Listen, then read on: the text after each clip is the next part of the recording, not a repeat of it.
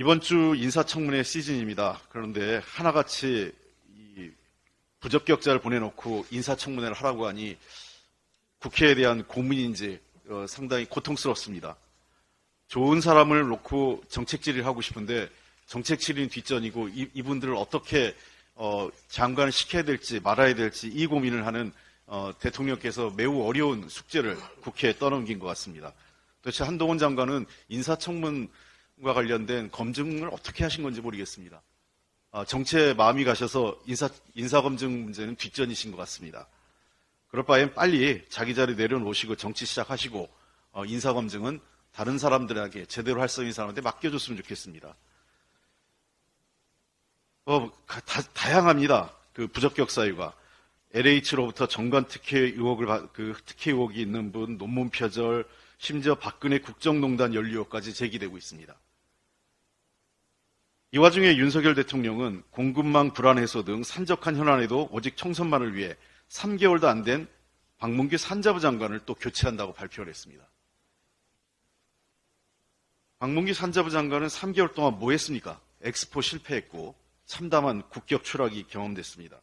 그리고 프랑스판 IRA 법이 지금 확정돼서 한국 자동차가 거의 혜택을 못 받고 있습니다. 유일하게 한 대 정도 혜택을 보고 있고 원거리로 인해서 탄소 배출 관련돼서 불이익을 보는데 아무런 대응 준비를 안 해놨습니다. 어떤 의미에서는 박문규 산업부 장관은 경질 대상입니다. 책임을 물어야 될 사람인데 총선 출마를 위해서 꽃길을 열어주는 그 정부가 어디 있습니까? 또 그 새로 신임 후보자가 된 통상교섭 본부장 역시 프랑스판 IRA법 관련돼서 책임이 큰 분입니다. 책임이 큰 사람에게 더 큰 권한과 책임을 준다? 이해할 수 없는 인사입니다. 도대체 그 윤석열 정부의 인사 기준은 무엇입니까? 잘못을 한 사람을 더 큰 잘못을 할 수 있는 자리로 보내주시는 겁니까?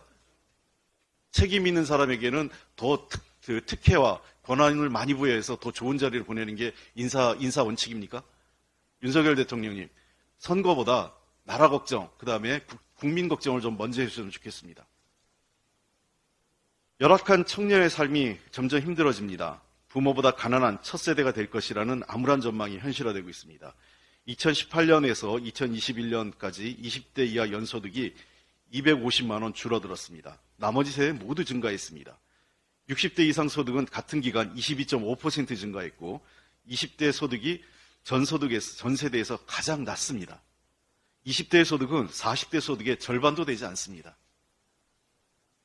부채도 소득은 줄고 부채는 늘어났습니다. 2018년에서 2022년 20대 부채 보유액은 2배인 93.5%가 증가했습니다.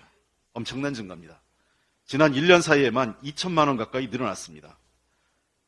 30대도 39.8% 증가해서 20, 30대의 부채 증가율이 전체 부채 증가를 주도한 것입니다. 부채를 뺀 순자산 증가율도 20대 이하에서 16.2%, 30대 27.9% 증가에 그쳐 40대 이상 모든 세대는 30% 는 거에 비해서는 매우 낮게 순자산도 늘었습니다. 결국은 20대 청년 소득은 줄고 빚만 늘고 자산도 조금밖에 안 는 겁니다.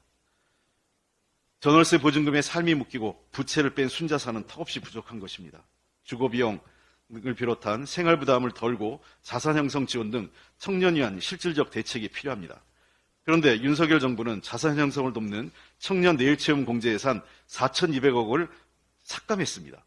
오히려 청년들에게 소득과 자산을 늘려줄 수 있는 사다리를 걷어찬 것입니다.